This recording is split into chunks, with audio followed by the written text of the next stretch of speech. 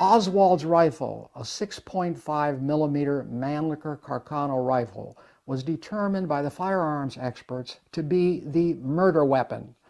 That means that the weapon that shot and killed John F. Kennedy was owned and possessed by Lee Harvey Oswald. After the shooting in Dealey Plaza, Oswald was the only worker at the book depository building who fled the building.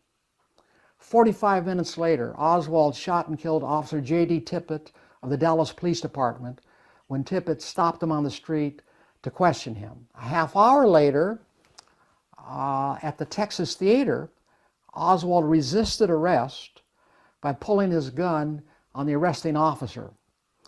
When he was interrogated for 12 hours over a 3-day period by the Dallas Police Department, he told one lie after another, one provable lie after another, all of which, of course, shows an unmistakable consciousness of guilt.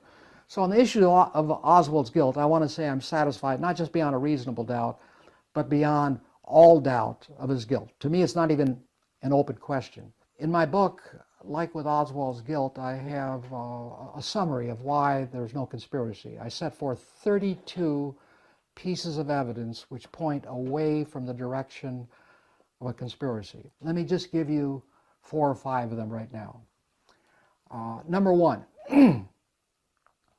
the Warren Commission and the House Select Committee on Assassinations, after a combined total of 4 years of intensive investigation by large staffs, both concluded that there was no evidence, no credible evidence, that the CIA or mob or any other group was involved in the assassination. Just unsupported allegations, naked speculation.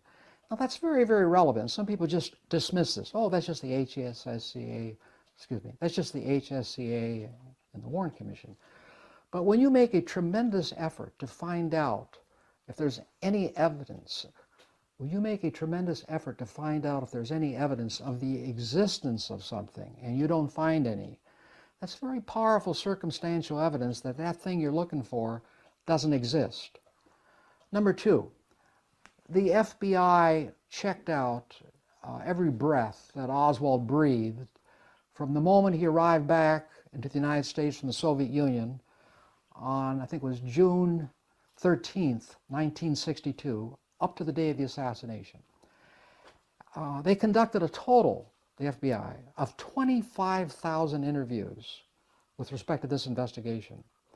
And they found no evidence of any association, any contact that Oswald may have had with any of these groups believed to be behind the assassination.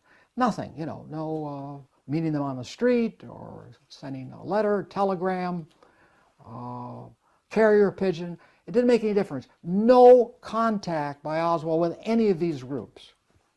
Number 3, let's assume that one of these groups did want to kill President Kennedy. I find that, not the desire, but the decision, I find that prodigiously unlikable. But let's assume that that exists. Oswald would have been one of the very last people on the face of this earth whom they would have gone to do their bidding for them. Not an expert shot. He was a good shot, but he was not an expert shot. And if you're going to get someone to kill the president, you get an expert shot.